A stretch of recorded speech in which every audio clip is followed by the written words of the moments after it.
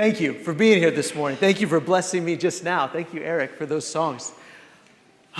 This series has been challenging to me, and I hope that it's challenged all of us. In fact, I hope that we never get to a point in our lives as we seek to follow Jesus and to learn about him and to see who Jesus really is as laid out in the scriptures.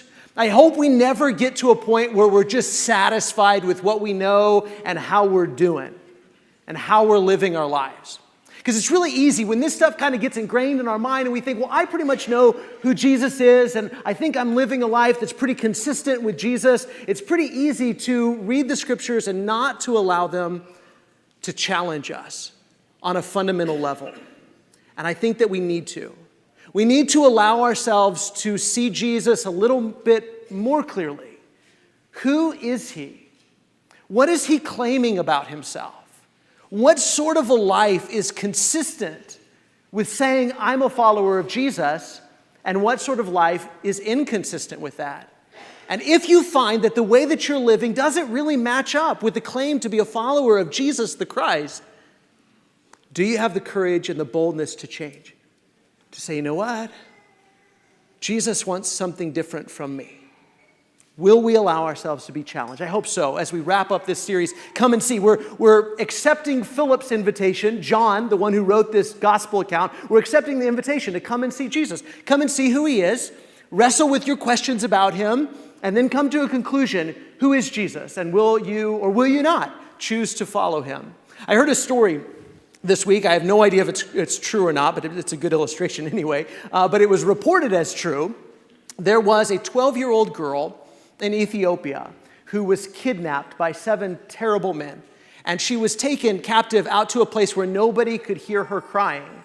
No people, that is, could hear her crying. Because apparently, according to the story, 3 Ethiopian lions heard the little girl crying, and they came in and chased the men off. Now, that's not really surprising, because that's what lions do. They chase people, kill people, whatever, and people run away when they see a lion. But what is surprising is that, according to the story, they circled the girl, and they sat down, and they created a perimeter around her and guarded her. And then when police showed up, the lions just wandered off and went away and let them take the girl. A pretty amazing story, but it reminded me of the way that people of old used to think about kings. See, because those lions did what people hoped that kings would do for them. They really hoped that kings would be warriors on their behalf.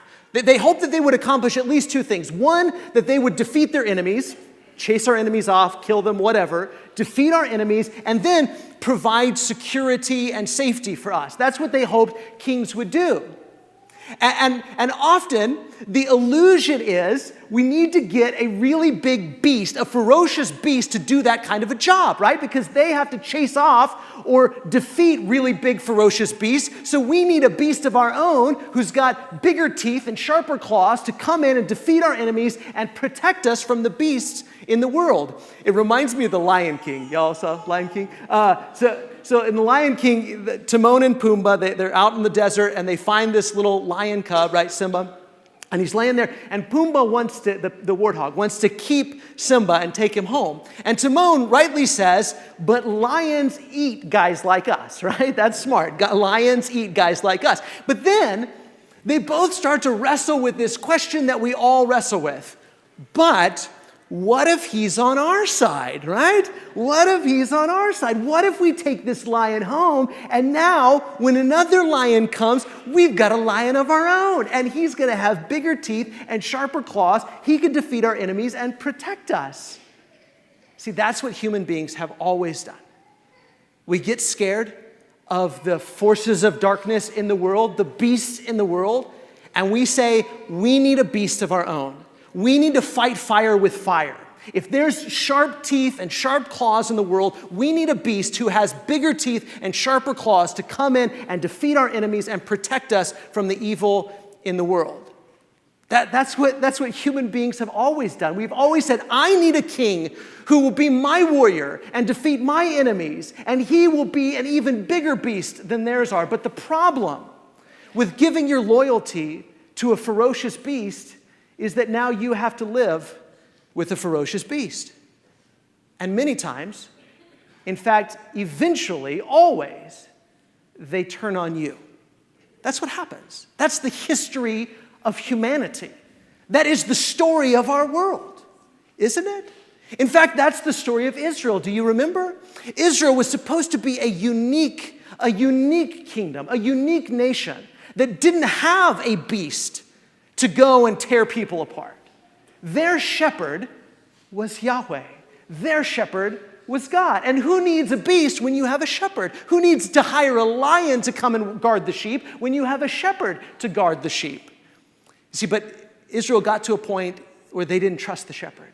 They didn't trust God to shepherd them. They said, but we want a beast like everybody else wants a beast. We want a king like everybody else has a king. We want a king that has bigger teeth and sharper claws and that will fight our battles for us.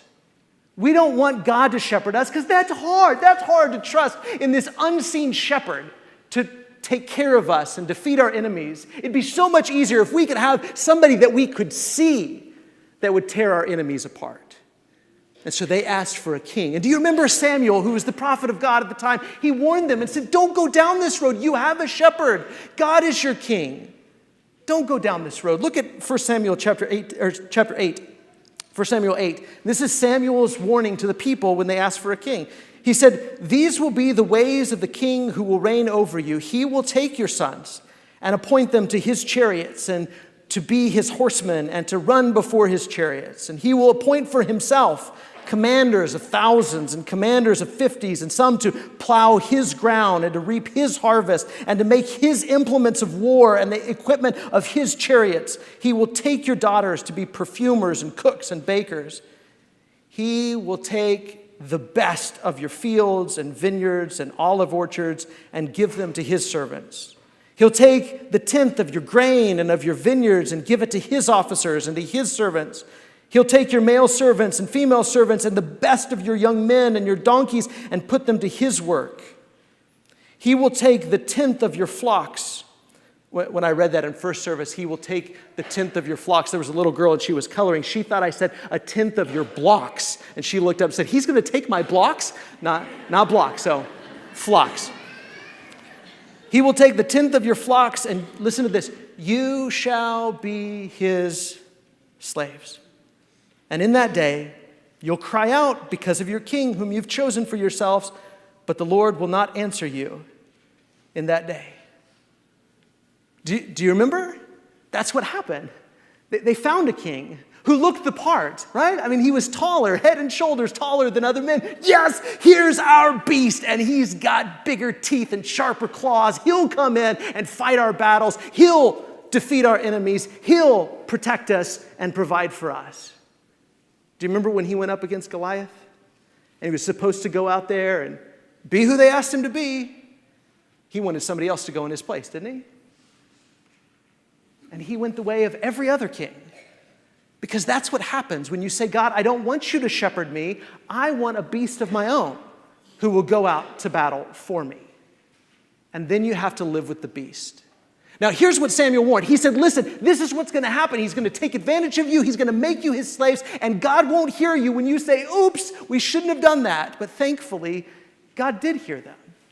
And he ended the dynasty of Saul. And then do you remember he raised up someone else? A man who was a man, but he was a man after God's own heart. And he said, we're going to have a different sort of relationship. That this man who was David and God were going to partner together to shepherd the people of Israel together. Because David was a man who allowed God to shepherd him. And so he would partner with God, and God, amazingly, would partner with this human being to shepherd the people of Israel. And it was supposed to be a dynasty that would go on and on, generation after generation, the descendants of David partnering with God to shepherd the people of Israel. Look at 2 Samuel chapter 7 and verse 12. Here's God's promise to David through the prophet Nathan. So he says, this is God speaking to David. When your days are fulfilled and you lie down with your fathers, I'll raise up your offspring after you, who shall come from your body, and I will establish his kingdom. He shall build a house for my name, and I will establish the throne of his kingdom forever. So we read this and we think, Solomon, right? Yeah, Solomon. And then on, descendant after descendant. And he says this, verse 14, I will be to him a what? A father. And he shall be to me a son. A totally different sort of relationship. A father-son relationship, a partnering. A divine and human partners going into partnership together like a father and a son, hand in hand together to shepherd the people of Israel. And God says, when he commits iniquity, I'll discipline him with the rod of men, with the stripes of the sons of men, but my steadfast love will not depart from him. As I took it from Saul, whom I put away from before you, I'm not going to do that with your son. Verse 16, and your house and your kingdom shall be made sure forever before me. Your throne shall be established forever in accordance with all these words and in accordance with all the vision Nathan spoke to David. I mean, isn't that a beautiful picture? That this Davidic, the descendants of David, this Davidic dynasty, that they were going to be partners together with God like a father and a son, hand in hand, shepherding the people of Israel. So much so that this is seen even in the songs that they would sing. When a new king of Israel or a new king of Judah, because the kingdom eventually split, and then you had the descendants of David ruling over the kingdom of Judah, and when a new king was crowned, they would sing songs like this. Look at Psalm chapter 2. Psalm chapter 2. To see the confidence in which they would place within this king, because this king and God had a special father-son relationship. Why do the nations rage and the peoples plot in vain? The kings of the earth set themselves and the rulers take counsel together against the Lord and against his anointed, saying, let us burst their bonds apart and cast away their cords from us. Why do all the beasts of the world think they can do whatever they want to do and they can break free from God's reign and control over them? They can't. They think that they can, but why do they think they can? And verse 4 says, he who sits in the heavens, God, laughs. The Lord holds them in derision. Because it's futile, right? To fight against God or against God's anointed king. If the creator of the universe picks one man to say, I'm going to partner with you to shepherd my people, and then you fight against those people or you fight against that king, you're not just fighting against human beings, you're fighting against God because God is partnered together with them. And the Lord laughs. He holds them in derision. He'll speak to them in his wrath and terrify them in his fury, saying, as for me, I have set my king on Zion, my holy hill. And then it says, I will tell of the decree. The Lord said to me, so this is the Lord's anointed, the Lord's king saying, you are my son. Today I have begotten you. Ask of me, and I'll make the nations your heritage and the ends of the earth your possession. You shall break them with a rod of iron and dash them in pieces like a potter's vessel. If there is a king with whom God is partnered, like a father and a son, God has anointed him and said, I'm going to partner with you to rule and reign, to shepherd over my people, then there's no stopping him. And if you fight against him, you will fall. And if you support him and you're behind him, then you'll be blessed because this is God's anointed one, so much so that his rule and his reign will spread over all the nations and he'll bring everybody into the kingdom of God. Now, therefore, O kings, be wise, be warned, O rulers of the earth. Serve the Lord with fear and rejoice with trembling. Kiss the Son, lest he be angry and you perish in the way, for his wrath is quickly kindled. And listen to this last phrase. Blessed are all who take refuge in him. This was the idea, the promise, the hope, that this Davidic line of kings would be to God like a son, and he would be to them like a father, and they would be partnered together to shepherd not only Israel, but eventually all the nations. But how well did that work out? Eventually, again, the kingdom split in two. Solomon, it started off really great, didn't it? Solomon, he's given the reign and the rule, and what does he do? First thing, God says, what do you want? He says, I want what? Wisdom. I want wisdom because I got to shepherd these people of yours. You're asking me to partner with you to shepherd the people of Israel. I can't do that unless you give me wisdom. Oh, what a great way to start. But then Solomon's reign took a nosedive, and he became like the other kings, accumulating for himself wives and idols and money and treasures and armies, just like the other beasts of the world. And then generation after generation after generation of David's descendants, you might have a good king every now and then, but even at their best, they never lived up to this ideal, that they would fully trust in God and serve God and partner together with God like a father and a son to shepherd the people to the glory of God, doing the will of the Father. It just never came to fruition. And then eventually there were no kings. They went off into exile and they came back.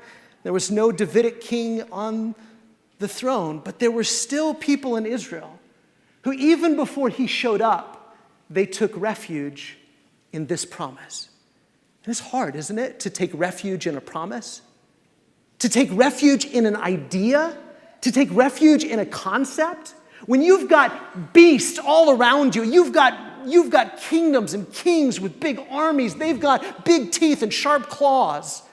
And it's terrifying. It's hard to take refuge in this promise. God, you promised a descendant of David would sit on this throne and you would partner together with him like a father and a son to shepherd your people. And I believe that's coming true. And so many people in Israel took refuge in that promise. But many people didn't. Both in the nations who had never taken refuge in this promise and in Israel itself. Because it's really easy when the beasts are coming in to take refuge in other beasts. So some people took refuge in Caesar. Some took refuge in Rome. Some took refuge in the Herodian kings. Some took refuge even in the Pharisees or the Sanhedrin. But there were some who took refuge in this promise: I will raise up a king, and I will be to him a father, and he will be to me a son, and together we will shepherd my people. Now let's look at John chapter 1, verse 19. And so John the baptizer is preaching, and he's baptizing people and telling people to repent. And of course, the rulers of the Jews, when John says the Jews, he doesn't mean like all the Jews, he means the rulers of the Jews.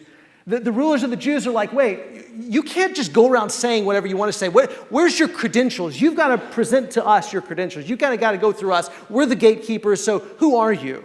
So the Jews sent priests and Levites from Jerusalem to ask John the baptizer, who are you? He confessed, did not deny, but confessed, I am not the Christ. And they asked him, what then? Are you Elijah? And he said, I'm not. He said, are you the prophet? And he said, no. They said to him, who are you? We need to give an answer to those who sent us. What do you say about yourself? And here's what he said about himself. Quoting Isaiah 40, he said, I am the voice of one crying out in the wilderness, make straight the way of the Lord, as the prophet Isaiah said.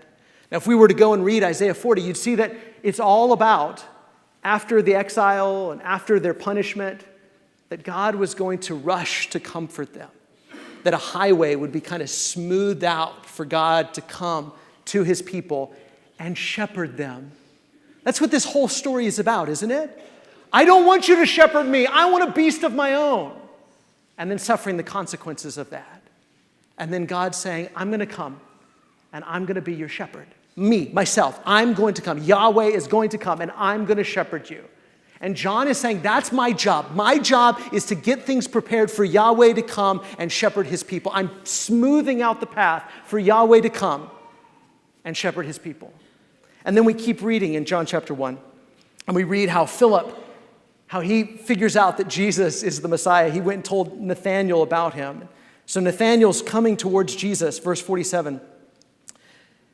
And Jesus says about Nathanael, behold, an Israelite indeed in whom there is no deceit. And Nathanael said to him, how do you know me? And Jesus answered him, before Philip called you, when you were under the fig tree, I saw you. And Nathanael answered, Rabbi, you are the Son of God. You are the King of Israel. And those two phrases go hand in hand. That they mean practically the same thing. It's Psalm 2. You are the one. You are the one that God is going to partner with to shepherd his people.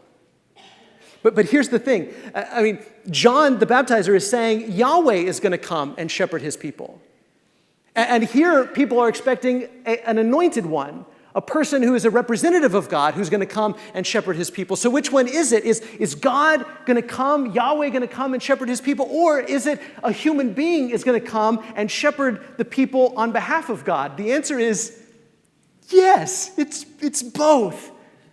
That's what it is. That Yahweh has come, the Word of God has come in flesh to shepherd his people.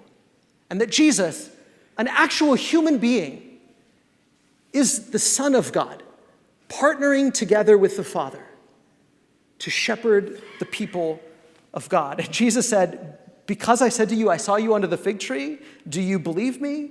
You will see greater things than these. And you see, as we go through John, you'll see that this idea that there was going to be a Messiah who was the Son of God, it gets infused with even greater meaning than they had any idea when they simply read Psalm 2. That Jesus would say so much that he is partnered together with God and that he is divine, that if you've seen me, you've seen the Father. Because I and the Father are one. And he says, you're going to see even greater things like this. He says, truly, truly, I say to you, you'll see heaven opened and the angels of God ascending and descending on the Son of Man. Angels of God ascending and descending. Does that ring a bell? Do you remember the story of Jacob in Genesis? Jacob is sleeping on a rock and he has this vision and he sees this ladder or staircase where angels of God are ascending and descending. And he wakes up and he says, this spot is special. It's a place where heaven and earth come together. This is a spot that's the house of God, Bethel. This is the house of God. What's Jesus saying? Jesus is saying, you're going to see the angels of God ascending and descending on me. I am the house of God. I am the place where heaven and earth meet. We'll talk more about that as we go through this gospel account. And then he calls himself the Son of Man, which is a reference to Daniel chapter 7. And in Daniel chapter 7, Daniel sees a vision.